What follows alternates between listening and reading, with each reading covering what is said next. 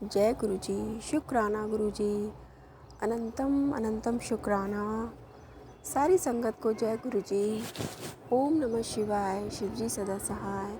ओम नमः शिवाय, मेरे गुरु जी सदा सहाय। तो संगत जी, आज शिवरात्रि, मेरा दिन बहुत अच्छा स्टार्ट हुआ। मैंने सुबह उठ के 1 घंटा तो पाठ किया पहले।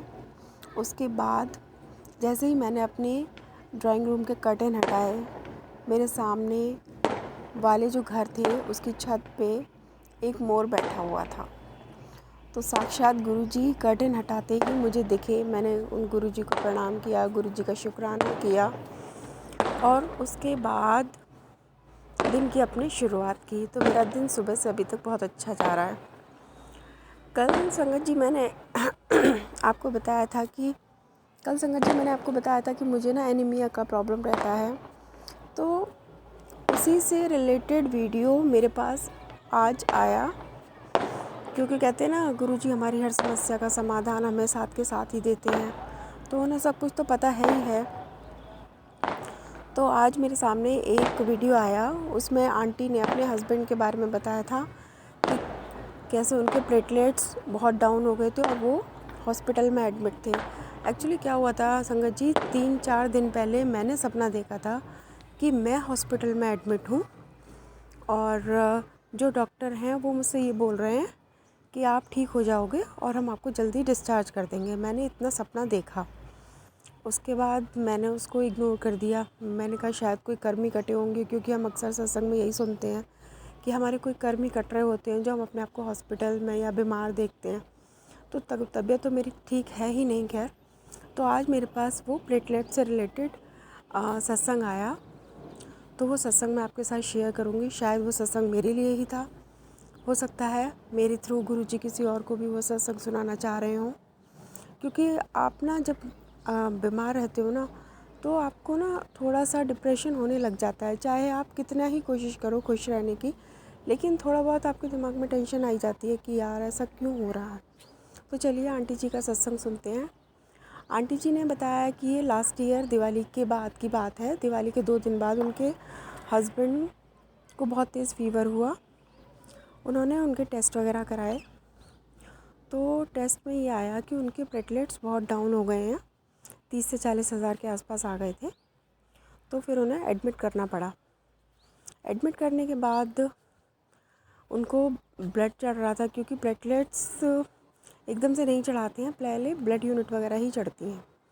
तो लेकिन उनकी प्लेटलेट्स फिर भी डाउन ही हो रही थी। आंटी गुरुजी की संगत थी, तो गुरुजी को तो सारा कुछ पता ही होता है। जो हॉस्पिटल वाले थे उन्होंने आंटी को मना कर दिया कि हम इनका इलाज नहीं कर सकते, आप इन्हें कहीं और शिफ्ट कर लीजिए, हमारे कंट्रोल में नहीं है। तो आंटी दूसरा बेड, मतलब दूसरी जगह बेड देख रहे थे किसी और हॉस्पिटल में। तो बेड इजीली अवेलेबल नहीं था, लेकिन आंटी के पास ब्लड का अरेंजमेंट था। तो हॉस्पिटल वालों ने बोला कि अगर आपके पास ब्लड का अरेंजमेंट है तो हम आपके पेशेंट को एडमिट करेंगे, अदरवाइज़ नहीं करेंगे। तो आंटी ने बोला कि ब्लड का अरेंजमेंट तो हम कर लेंगे, आप एडमिट कर लीजिए। अंकल की प्लेटलेट्स डाउन ही होती जा रही थी, वो 3 से 4 हज़ार के आसपास पहुंच गई थी और डॉक्टर्स ने लगभग मना ही कर दिया था कि 5% चांसेस हैं कि आपके पेशेंट की जान बचेगी। और आंटी बताती हैं कि उनके सारे रिलेटिव्स जो हैं हॉस्पिटल में इकट्ठे होने लग गए। आंटी बड़ी परेशान। आंटी ने क्या किया, बैठी एक जगह और गुरुजी से अरदास लगाई, आप देख लो, मुझे नहीं पता, मेरी कुछ समझ नहीं आ रहा है, मैं बहुत परेशान हूँ और मेरे हस्बैंड को यहाँ से ठीक करके ही घर भेजना। और आंटी ने गुरुजी से इतनी अरदास लगा के सब कुछ गुरुजी पर छोड़ दिया। तो अब गुरुजी की महिमा आप यहाँ से देखिए संगत जी। जिस बंदे की प्लेटलेट्स 3 से 4 हज़ार पहुँच गई, वो एकदम मरने वाली कंडीशन में ही चला जाता है। लेकिन 5 दिन के बाद गुरुजी की ऐसी कृपा हुई कि 5 दिन के बाद अंकल को सीधा डिस्चार्ज मिल गया। उनके प्लेटलेट्स भी नॉर्मल हो गए, अंकल बिल्कुल ठीक होकर अपने घर आ गए। तो शायद ये सत्संग अभी तक तो मेरे लिए ही था, क्योंकि मेरे भी ब्लड चढ़ा है लास्ट ईयर।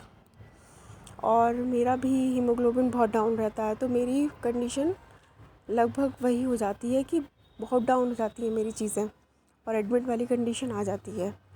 तो शायद ये सत्संग अभी तक गुरुजी ने मुझे इसलिए सुनाया है कि तू भी ठीक हो जाएगी, क्योंकि 4-5 दिन पहले मैंने हॉस्पिटल में एडमिट वाला भी अपना केस देखा था। और हो सकता है किसी और संगत के लिए भी ये मैसेज हो, क्योंकि अब गुरुजी तो मैसेजेस के थ्रू ही सबका इलाज कर रहे हैं। तो जय गुरुजी, शुक्राना गुरुजी, जिस किसी भी संगत के लिए ये आपने मुझसे रिकॉर्ड करवाया है, उनका भी भला करिएगा, सबका कल्याण करिए मेरे मालिक, सब पर अपनी कृपा बनाए रखिए। ओम नमः शिवाय, शिव जी सदा सहाय। ओम नमः शिवाय, मेरे गुरुजी सदा सहाय। संगत जी, अगर आप भी अपना कोई सत्संग शेयर करना चाहते हैं तो हमारी गिवन जीमेल आईडी पर आप सेंड कर दीजिए। हम आपका सत्संग ज़रूर शेयर करेंगे, क्योंकि शेयर करने से जितनी ब्लेसिंग्स मिलती हैं उतनी ही शुक्राना करने से भी मिलती हैं। तो जय गुरुजी, शुक्राना गुरुजी, अनंतम अनंतम शुक्राना।